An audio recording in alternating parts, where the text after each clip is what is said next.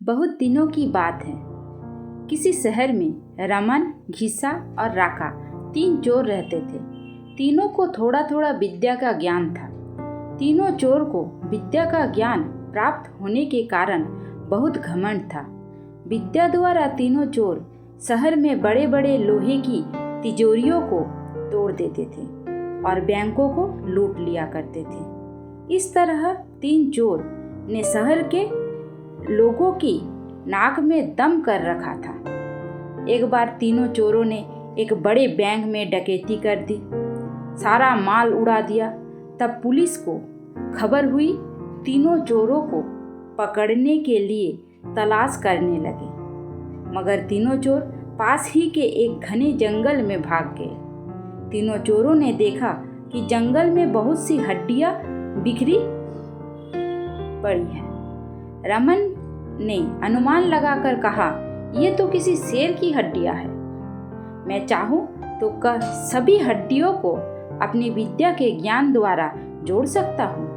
घिसा को भी विद्या का घमंड था।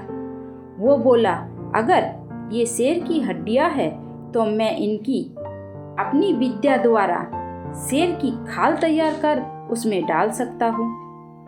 रमन और घिसा की बात सुनकर राका का भी घमंड उभर पड़ा और उसने कहा, तुम दोनों इतना काम कर सकते हो तो मैं भी अपनी विद्या द्वारा इसमें प्राण डाल सकता हूँ। तीनों चोर अपनी अपनी विद्या का प्रयोग करने लगे। कुछ देर बाद रमन ने सारी हड्डियों को जोड़कर और घिसा ने शेर की हूबहू जान डाल दी। थोड़ी देर में तीनों चोर के सामने एक जीवित भयानक शेर को देखकर थर थर कांपने लगे, मगर शेर के पेट में तो एक दाना नहीं था।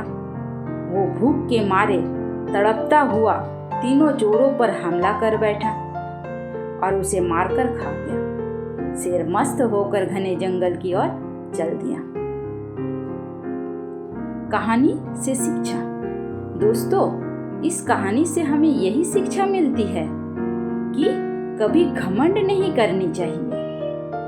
घमंड को हमेशा दूर रखना ही अच्छा है। यदि तीनों चोर अपनी विद्या का घमंड नहीं करते, उन्हें जान से हाथ ना धोना पड़ता।